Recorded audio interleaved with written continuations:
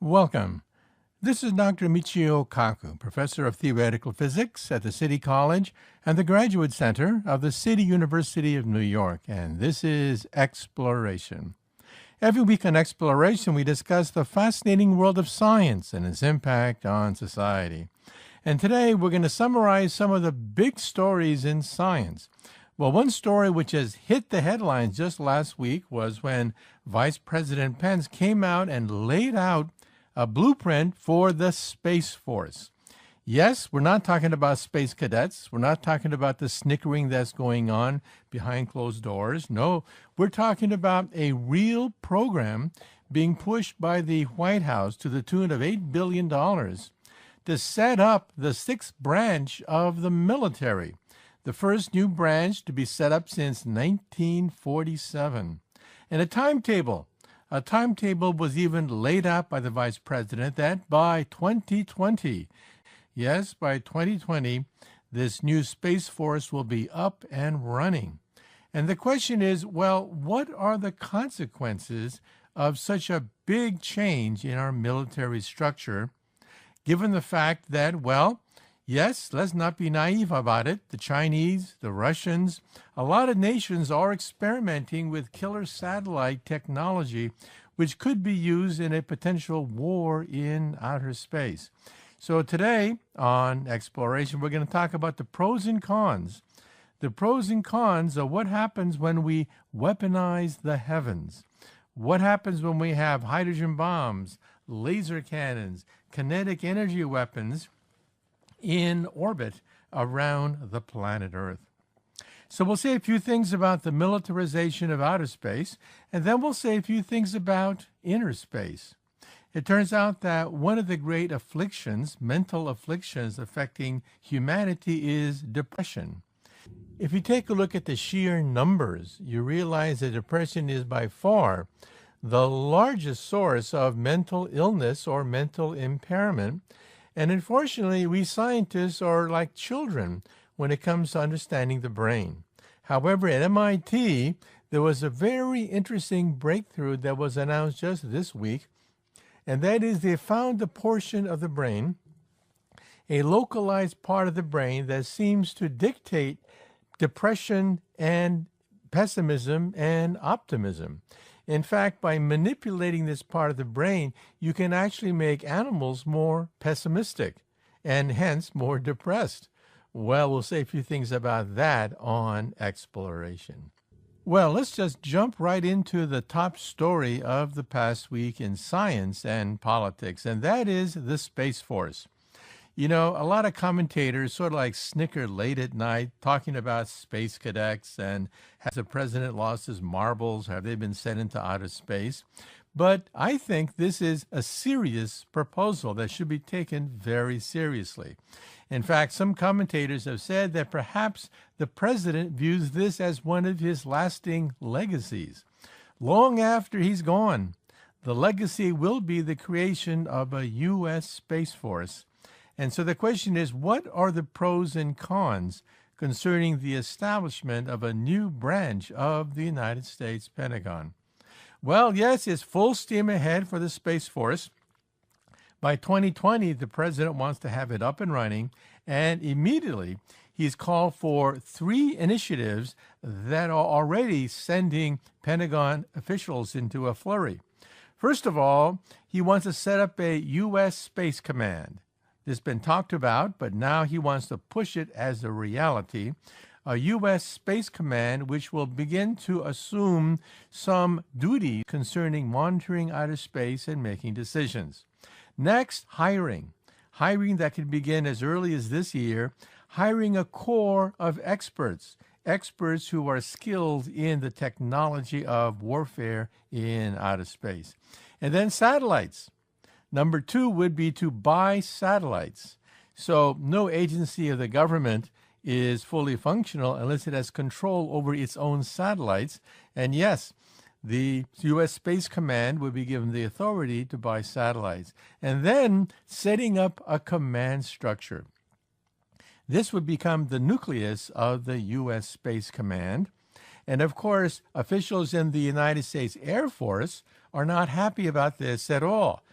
In fact, even the former U.S. Secretary of Defense for the Air Force came out and made critical comments about a U.S. Space Force. But some of that has to be put into perspective.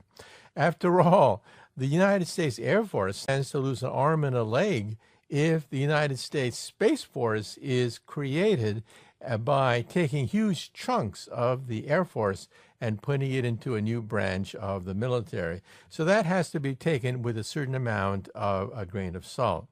Now, it still needs congressional approval.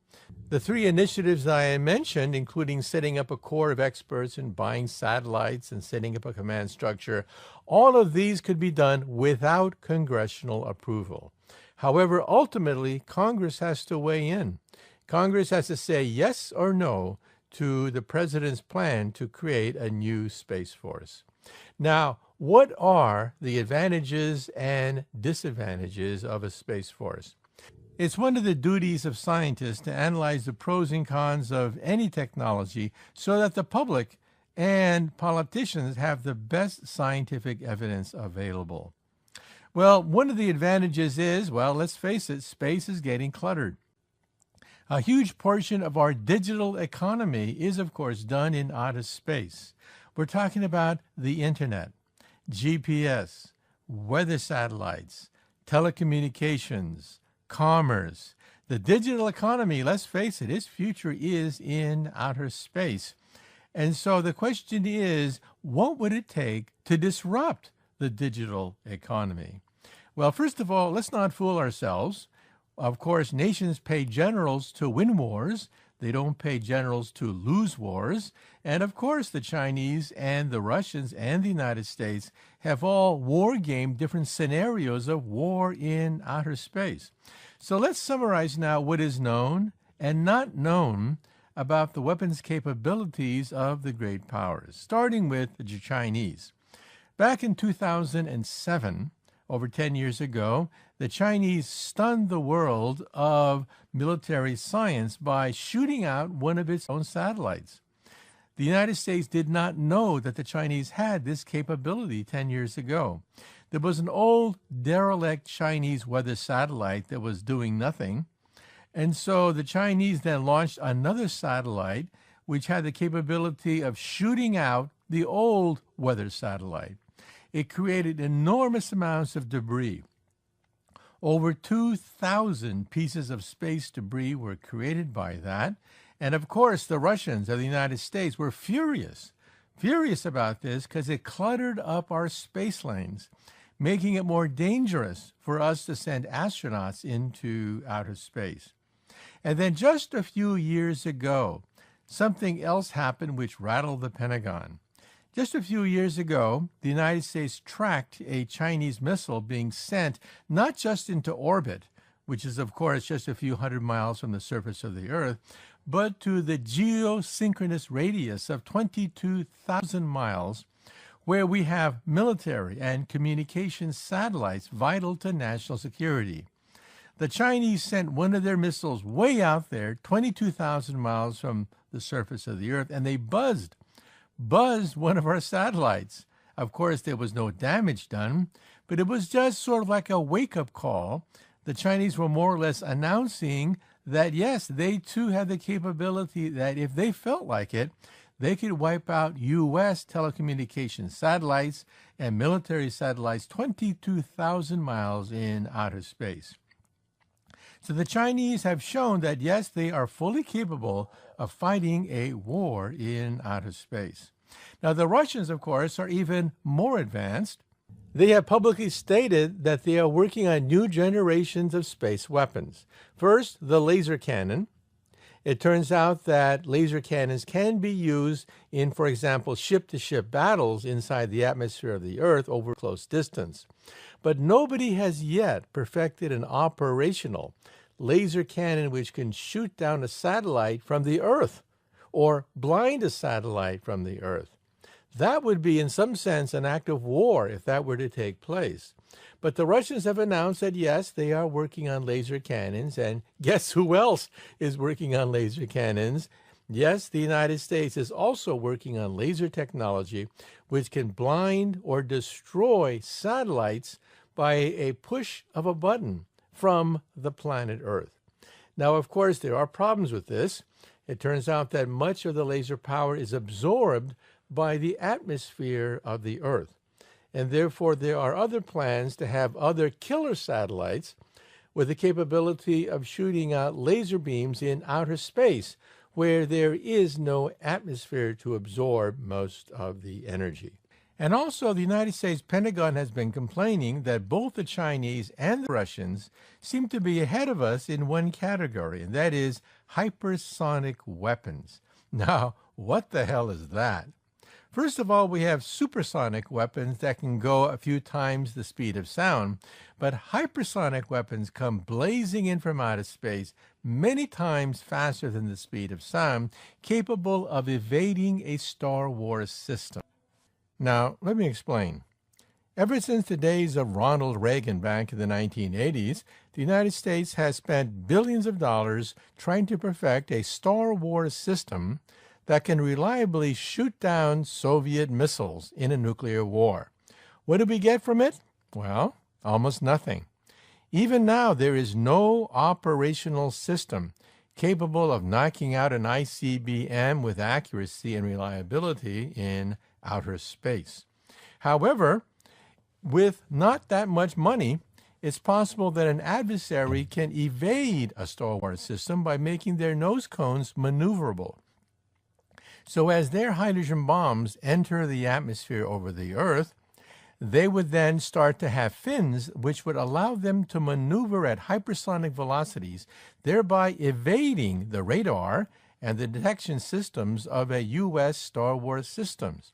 And sure enough, in April of this year, Vladimir Putin announced that they have a hypersonic weapon that can indeed evade U.S. radar and U.S. Star Wars systems.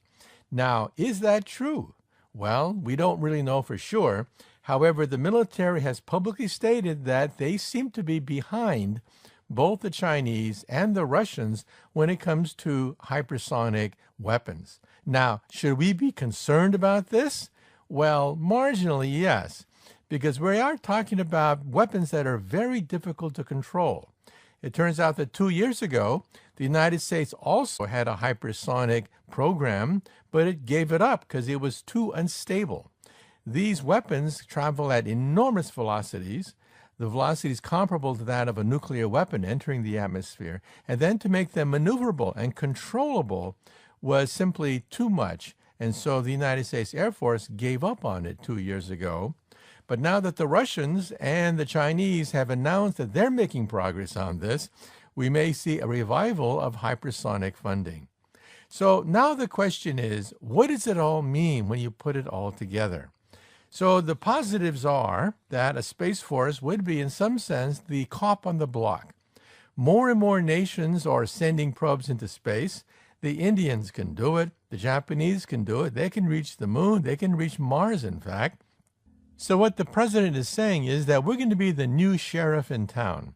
We're going to be the one bringing peace and order to the chaos of outer space, especially when it's so critically important to the economy and national security. Well, now let's look at the cons. Let's look at the problems involved with setting up a Space Force.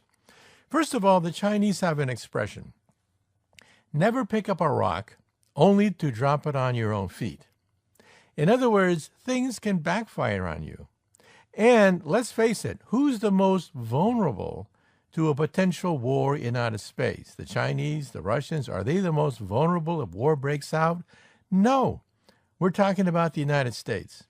The United States has heavily invested in commercial satellites. In fact, over half the commercial operating satellites in orbit around the Earth today are American. And so if war were to break out, we would be the first ones to suffer the most. And how would it happen? It doesn't take much to knock out a satellite. Satellites are not reinforced. They usually don't have redundant systems. They can't maneuver unless they're military satellites with secret technology. And in a worst-case scenario, even a small nation like North Korea could detonate a hydrogen bomb over Kansas, let's say. The shock wave from the electromagnetic pulse would be enough to blind or disrupt about 50% of our satellites in outer space, blinding us. We would be blind without radar, without the internet, without telecommunications. And then when that radiation from that atomic bomb hits Kansas, we're talking about sending out an electromagnetic pulse that could affect communications, power plants thousands of miles away. So we're talking about blackouts. We're talking about the fact that the internet not only goes down, but your TV set, your refrigerator, telecommunications are short-circuited by the electromagnetic pulse. When refrigerators are out, it means that in a few days, food riots could break out because all the food in the refrigerator starts to rot. Communications and the economy comes to a halt because, for example, credit card transactions cannot be lodged with the internet anymore because the internet is out. So we're talking about economic chaos that could break out if even a single atomic bomb were to be dropped over Kansas. And so you realize that, yes, we are the ones who are most vulnerable if a war were to break out. And then the next question is, well, what do we do about it? Reinforce all our satellites? Well, we have over 600 commercial operating satellites in orbit around the Earth, over 600. And are we going to reinforce all of them? It'd be impossible. We don't have the technology to maintain the servicing of that many satellites in outer space. So we have an Achilles heel.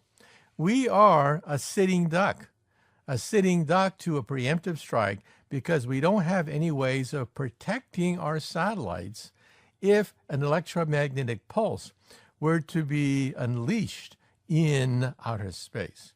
Now, then you may say to yourself, is this science fiction? Is this for real? And the answer is yes, is for real. We have actually tested nuclear weapons detonated in outer space. Now, we've all seen pictures of hydrogen bombs detonated on the Earth.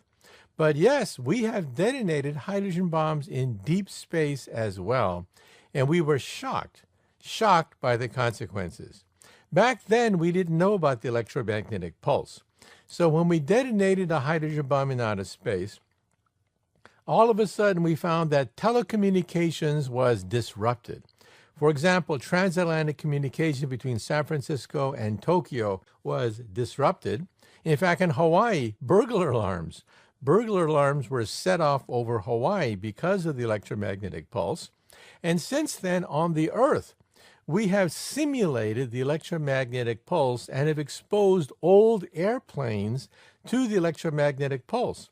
If you simply Google it, you can actually see pictures of old airplanes whose communication systems were hit by an artificial electromagnetic pulse in the desert, just to see how badly we would be affected.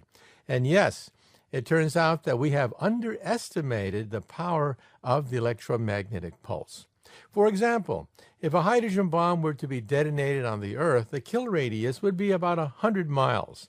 100 miles from ground zero, we're talking about enormous devastation because of the heat flash, because of the shock wave, because of the radiation released. However, if that same bomb were to be detonated in outer space, the electromagnetic pulse is not going to stop at 100 miles.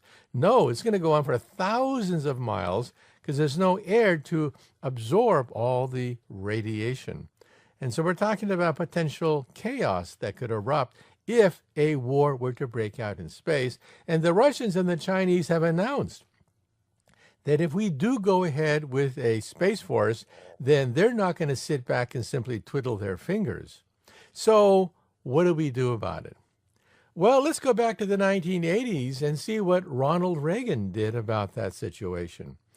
When he was briefed about what would happen in case a real nuclear war were to erupt, he realized that the arms race had to be managed. He had a two-pronged strategy. The first prong was, of course, peace through strength. And everyone remembers that. That was President Ronald Reagan's mantra when it came to increasing the funding of the Pentagon. peace through strength. But he also cut a deal with Gorbachev. He realized that if a nuclear war were to spiral out of control, nobody would benefit.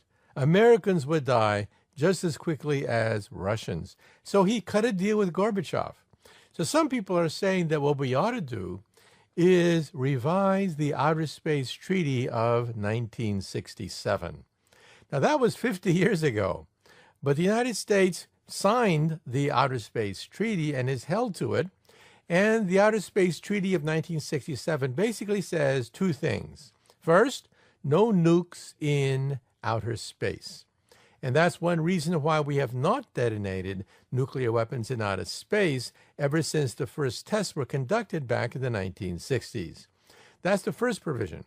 The second provision is ownership of celestial bodies. No nation can claim the moon.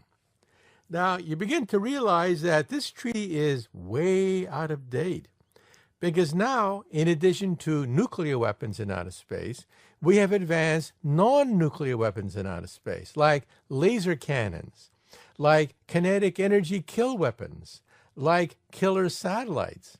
Even a small nation, for example, can take a barrel of nails and detonate it in outer space, and the shrapnel coming from all these nails would be sufficient to wipe out any number of delicate satellites orbiting the Earth, because they have no shielding.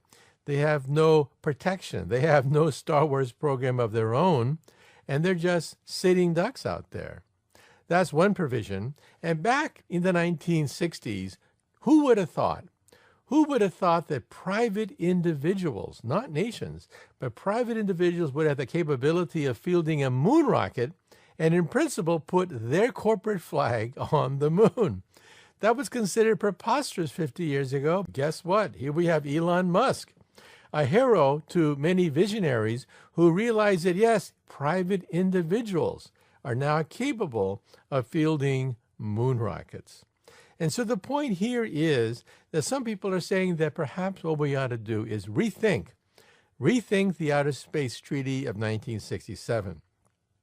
This does not mean banning all research, because, of course, research can always be done secretly without anyone knowing about it. So we're not talking about banning everything. That's practically impossible. But we're talking about regulating it, monitoring it, setting the ground rules so that a confrontation in outer space doesn't simply flare up and become a full-fledged war in outer space, which we cannot win because we are the most vulnerable. And we're going to be the most vulnerable for decades to come, because how are we going to reinforce the hundreds of satellites that we have orbiting the Earth at the present time? And so once again, perhaps Ronald Reagan, when he cut a deal with the Soviets, was not totally wrong in saying that, well, yes, we have to be able to manage a nuclear war so that it doesn't spiral out of control. In conclusion, there are several scenarios that could be played out over the next several years to decades. One scenario is that this initiative by the president is a harmless one.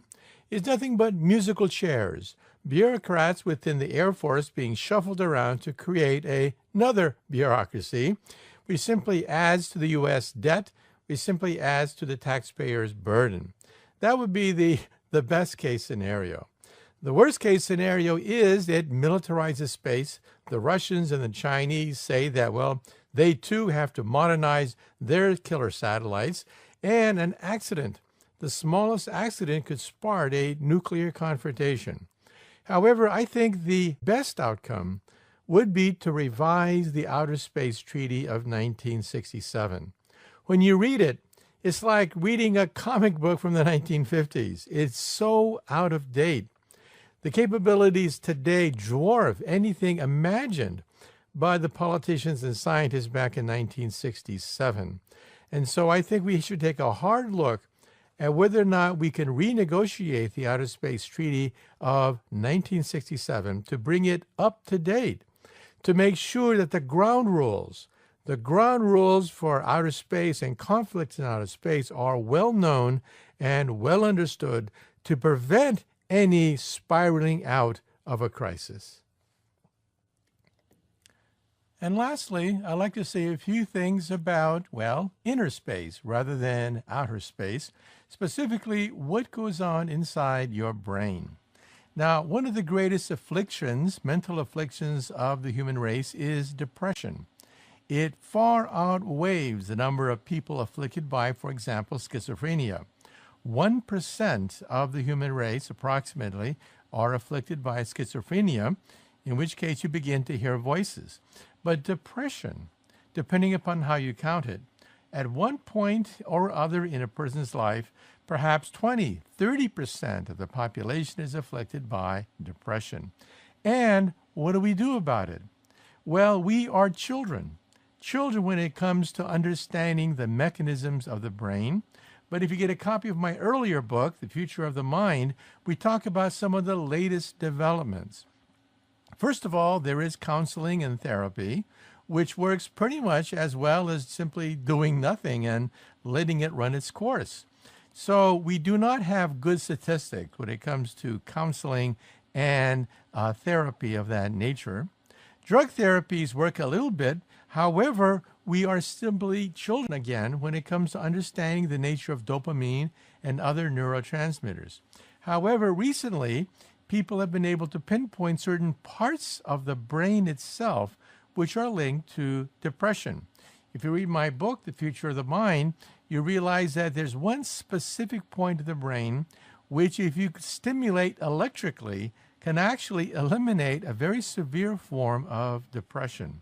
However, there are many, perhaps hundreds of different kinds of depression, some of it genetic, some of it environmental, some of it developmental, and we're still clueless as to how to bring it all together. But at MIT just last week, it was announced that they found a part of the brain, the caudate nucleus, which seems to be involved in pessimism. Now, if you take a look at the animal kingdom, you realize that animals have to do a cost-benefit analysis. They have to say, well, if I reach out and grab that food, will I expose myself to possible predators? So there's a cost-benefit analysis that goes on in the brains of animals. Animals do this all the time whenever they try to eat. They analyze the risks involved. It turns out that if you stimulate this area too much, pessimism starts to rule. The animal becomes super cautious and shies away from taking any risks. And so this most basic circuit, the reward versus benefit circuit, actually is gradually being unraveled now by scientists. And of course, we humans have that as well. And the speculation is that this part of the brain is involved with depression. Because if pessimism becomes out of control, then we think that no matter what we do, we're going to fail, that we're worthless, that there's no point in attempting something because, well, we're not going to succeed anyway. And so even though this is certainly not a cure for depression, it gives us understanding of a possible pathway by which some people become depressed because of a feeling of hopelessness caused by depression. Next, of course, they're going to try to find the optimism area to see whether or not you can stimulate optimism in an animal and eventually in a human being as well. To sum up, we do not have a cure for depression that works all the time. However, because of science, we're gradually beginning to understand the mechanisms of the brain that may one day allow us to control debilitating mental illnesses like schizophrenia, like bipolar, and also depression. Welcome. Once again, this is Dr. Michio Kaku, Professor of Theoretical Physics at the City College and the Graduate Center of the City University of New York, and this is the second half of Exploration. In this part of Exploration, we're going to bring on a weapons analyst, Michael Moore, not the filmmaker, Michael Moore, the weapons analyst, talking about Star Wars and war in outer space. As we mentioned earlier, in March, Vladimir Putin announced a new weapon, the hypersonic glide vehicle, a weapon that can travel at Mach 10 or Mach 20, up to 20 times the speed of sound. It rides on an ICBM and can go right through any Star Wars shield. At least that's the claim made by the Russians. And the question is, are we entering a new phase in the arms race? That is, war in outer space. Now, of course, at the present time, the great superpowers of the world are not shooting down each other's satellites. We're not talking about nuclear war taking place anytime soon. But the question is, are we entering a new phase of the arms race when we're putting weapons in outer space? What will a space war look like? And that's what we're going to talk about with Michael Moore, a weapons analyst, who has studied the whole question. Are we entering a new phase of the arms race, not between two superpowers fielding ICBMs, but warfare in outer space? When we attack each other's satellites, when we try to penetrate Star Wars shields. That's what we're going to ask today with Michael Moore, the weapons analyst. Also, we should point out that this program is pre-recorded from a previous interview. The first question for you is, how did you first get interested in peace and disarmament issues? I've been interested in peace and disarmament issues all my adult life, and certainly after we had children, it became a more personal thing to me. I've always thought nuclear weapons were clearly immoral, and that goes back to the 1950s. And tell us about your involvement with the Bulletin of Atomic Scientists. Well, I became editor in 1991 and retired in 2000, and that was the end of the Cold War. Our circulation was slipping, and I told the board at my first board meeting we should be overjoyed that our circulation was slipping, because that meant the nuclear threat was waning. But I got involved because I wanted to do whatever I could to ensure that nuclear weapons were never again used. Okay, now most Americans don't know that there is a very fierce competition to dominate outer space. They heard about the Chinese test that took place several months ago, and many analysts were outraged that thousands of pieces of debris are now in orbit around the Earth as a consequence of the Chinese test. So first of all, tell us a little bit about the Chinese test. Well, it was a test in January of last year, and they smashed an alien weather satellite, a Chinese weather satellite, with a so-called kinetic kill weapon, which means they just ran into it, smashed it into many, many thousands of pieces. It replicated a test in a rough kind of way that we conducted in 1985. The Chinese test is interesting because the Chinese have wanted us to, us meaning the United States and the rest of the world, to negotiate a new outer space treaty that would prevent any kind of conflict in space and weapons in space and space-related weapons on the ground and so on. And we've dismissed that. Every time the Chinese have brought it up, we dismissed the idea. And I regard it as a shot across the bow. The Chinese were saying, if you intend to dominate space, we're going to challenge you. But we would rather, the Chinese would rather, negotiate a treaty. Okay, now let's say a few things about the past, because most people were caught flat-footed when the Chinese test took place, not realizing that there's a long history of this going all the way back to the beginning of the space age. So isn't it true that even with the launching of Sputnik back in '57, there were voices talking about a potential war in outer space? Oh, absolutely. And the President Eisenhower anticipated this kind of thing as early as 1955 and established a space for peaceful purposes policy for the United States, because he did not want to see the Cold War extended into space. He thought that would be very dangerous. Then after Sputnik, a lot of people criticized Eisenhower for being flat-footed on this issue. Actually, he wasn't. But he was widely criticized. Even his own Chief of Staff of the Air Force, Thomas Dresser White, argued publicly in February of 1958 that control of space should be the goal of all Americans. But Eisenhower resisted that idea. He did not want to be the first president to militarize space. He did not want to see the Cold War go into space. And that policy was followed by Kennedy and Johnson, and eventually became the Outer Space Treaty of 1967, an international treaty that is still in force. But isn't it true that even during that period of time, the United States was in fact building killer satellite systems and in fact had an operational system based in the Pacific with Thor missiles that actually detonated hydrogen bombs in outer space? It's true that the United States researched systems, and the Soviet Union was very aggressive when it came to space. The Soviet Union, until the Outer Space Treaty, was testing various systems. The Soviet Union was even talking about putting hydrogen bombs in space or in suborbital space. There were two different systems they were talking about, and the United States was reactive in that respect.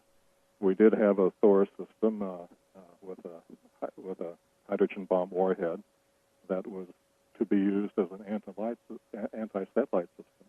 But it was a very limited system. We could launch two Thors, which wouldn't have made any real difference. And then the system was activated, but in a very clumsy kind of way. It was clear to everybody that we didn't want to use it.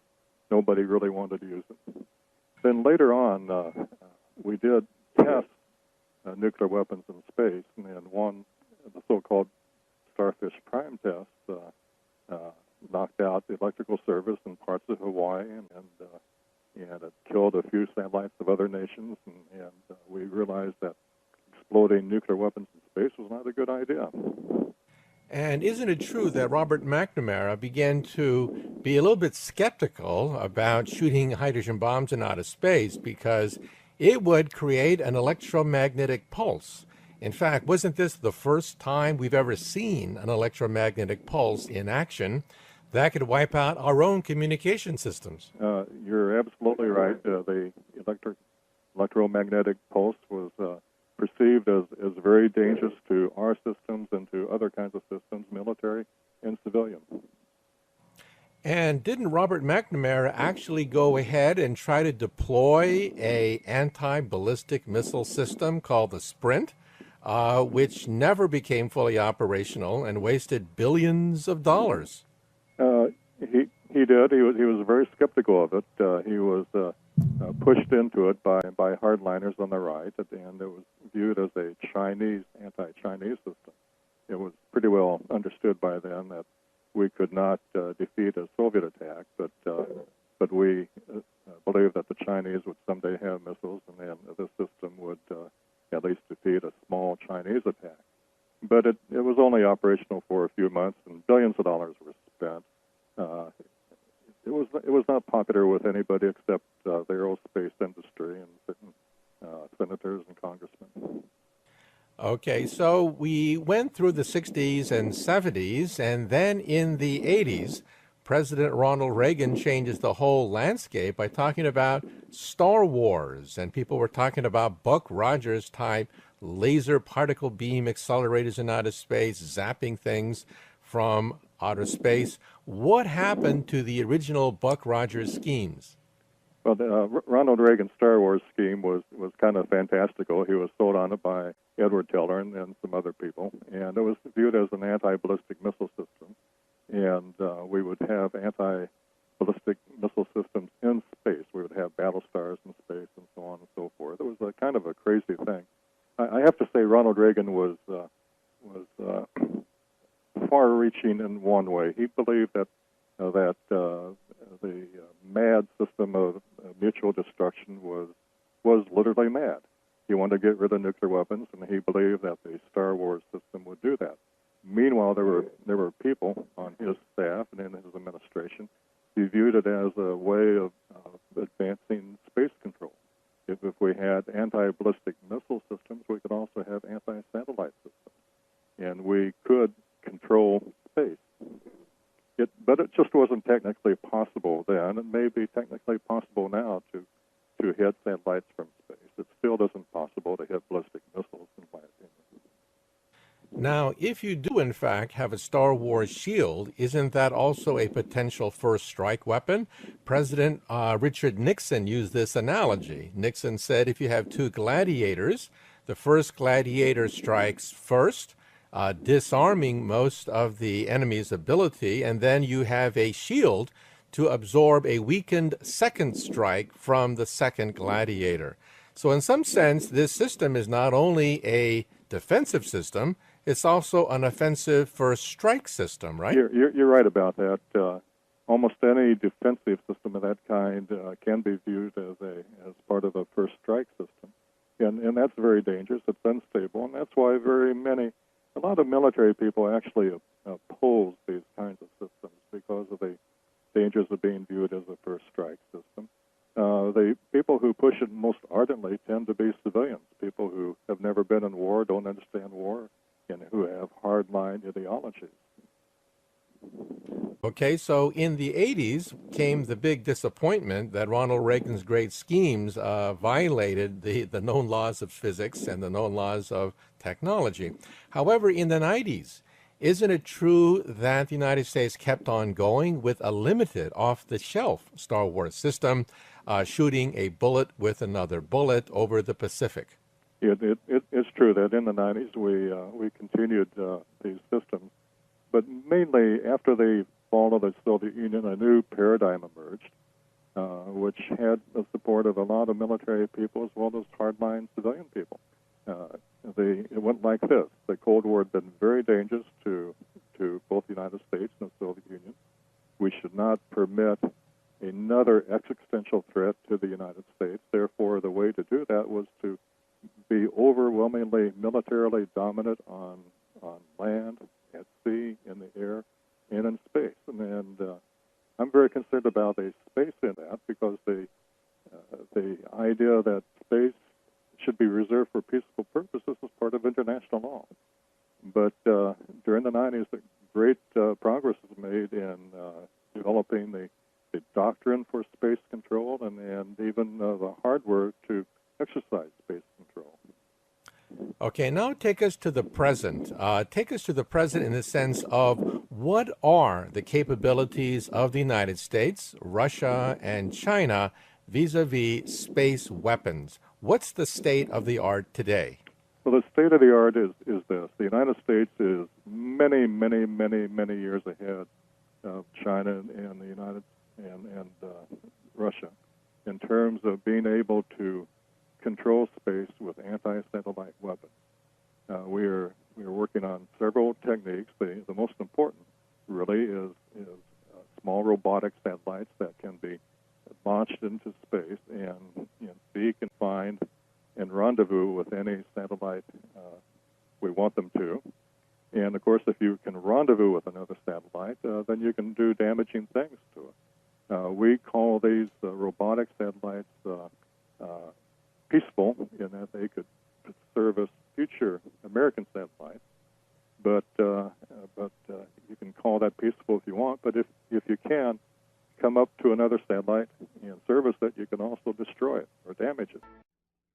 Well, people ask the question, was there a military application to such technology? Well, the answer is yes, but rather minimal. It doesn't really take that much to bomb the moon. We can reach the moon in 3 days, which is probably too long if you're going to be fighting a nuclear war on the planet Earth. However, there really is a twilight war going on, not with regards to bombing the moon, but secret classified studies being done on space warfare, satellite warfare, killer satellite warfare, ASAT warfare. And with us today to discuss this is Michael Moore, the weapons analyst. The book is called Twilight War, The Folly of U.S. Space Dominance. And where we last left off, we were talking about space weapons, and even lasers can be used in outer space to destroy or blind enemy satellites. We're very far along in these programs. We're also working on a ground-based laser system that could damage or possibly even destroy satellites of other nations in space. And in fact, wasn't there a Star Wars test, maybe 10 years ago, where the space shuttle was supposed to intercept a laser beam from the planet Earth? However, they misread inches and meters. And as a consequence of that, the media picked up on it. Because we misread meters and inches, the space shuttle oriented itself toward outer space rather than toward the Earth. And as a consequence, the Star Wars test failed. But isn't it true, therefore, that we are using the space shuttle to test space weapons in the sense that we shoot lasers, very low-power lasers, at the space shuttle? Well, I wouldn't call those weapons tests. We are researching lasers, and in fact, we illuminated a satellite in 1997 with a low-power laser. But we are working on technology. But the main thing we're working on are these robotic small satellites, because they have the potential for doing almost anything we want to in space. They have the potential for hitting targets in low Earth orbit, which are just a few hundred miles above the Earth, or in higher orbits, many thousands of miles above the Earth. That's where the big threat is right now, and other countries understand this. They're very keen on developing a treaty that would stop the development of such weapons. Now, isn't it true that smaller nations like India, being outgunned and being overwhelmed by U.S. technology, have issued some dark threats that they may launch what is called a keg of nails? A keg of nails would be a barrel of nails with gunpowder inside, very low tech. You simply detonate it in outer space, and since most satellites are European and U.S. satellites, these nails then basically wipe out a good chunk of U.S. systems. Well, so that's one of the ultimate nightmares in the space business. It's very easy to destroy a satellite, any kind of satellite of any size, by putting debris, pellets, gravel, nails, whatever, in the orbital path. And then that idea has been around for at least 40 years. And it's a terrible thing. If you do that, and if you do several of those, you could ruin space almost forever. Now, the question is, who would suffer the most if there is a showdown in outer space? The Chinese have an expression, never pick up a rock only to drop it on your own feet. Now that the United States is reaching for superiority in outer space, the question is, will it drop it on its own feet? So who would suffer the most if war breaks out in space? Well, you're getting to the heart of an important issue, a dispute between a lot of high-level military people, mainly in the Air Force, and civilian hardliners. The high-level military people in the Air Force tend to argue we have the most to lose, meaning the United States. About 850 active satellites are in orbit, and about half of those, a little bit more than half, are American. So if we ever had a conflict in space, we would stand the risk of losing many, many, many of our own satellites. So the argument, and I've heard this from colonels and generals, the argument is, why are we being so belligerent in our space policy? Why are we using rhetoric in developing hardware that might start another arms race? Because if the arms race ever turns into a conflict, we do have a lot to lose. Now, if you have two gunfighters about to shoot it out at OK Corral, and one gunfighter grabs sand and throws sand in the enemy's eyes, blinding the enemy, that's like space war, in which case the blinded gunfighter then shoots randomly in all directions. So if it does come to space war, not only do we have all the space debris in outer space, but won't the blinded enemies basically fire randomly and create even more havoc? Well, that's another important argument. War games have borne this out, that if we play a war game, and if we, as you put it, blind the other side by damaging their satellite, there's going to be retaliation. It's going to be much more random than it would have been otherwise. It's a very dangerous business to take out the other nation's satellites. And I have to emphasize that a lot of military people are really against this aggressive space policy we're talking about. There's a real split here between hardliners, neoconservatives, triumphalists on the one side, and fairly sober military people on the other side. Now, Vladimir Putin has basically gone ballistic over the Star Wars anti-missile system being based in Eastern Europe. Even though the United States has tried to reassure it that it's basically to be used against Iran and, quote, rogue nations, the Russians are fuming that it's basically in their sphere of influence. So tell us what's happening now in Europe. Well, we are talking about having two facilities in Europe, and the Russians are very unhappy about that because it would be a little bit like the Russians putting a couple of systems into Canada. I mean, it's right on their doorstep, as Canada is on ours. And if you put facilities on their doorstep, who's to say that 10 years from now that we won't use them in other ways as coercive tools against Moscow? It's a very ambiguous situation. Countries or national leaders look at the intentions of other countries, but they mainly look at capabilities. Intentions can change, but capabilities do not change so easily. And if one country has a lot of power in one area, they may say we will not use it now, but 10 years from now the intentions may change, and the Russians are very conscious of that. And Putin even raised the stakes last year when he put its weapons basically on alert status and threatened Europe with nuclear retaliation. So this is really upping the stakes, right? And while in the United States there's almost no publicity around this, the Russians are fuming. But they're fuming, but this alert business is rhetorical. Both countries, both the United States and Russia, have weapons on alert, and they say they're detargeted, but it's just it would take a matter of minutes to retarget them. It's done for rhetorical effect. It's not a strategic change, in my opinion. Now let's talk about China. If you read the Chinese concerns, first of all, they believe that a Star Wars system would decouple Taiwan away from mainland China.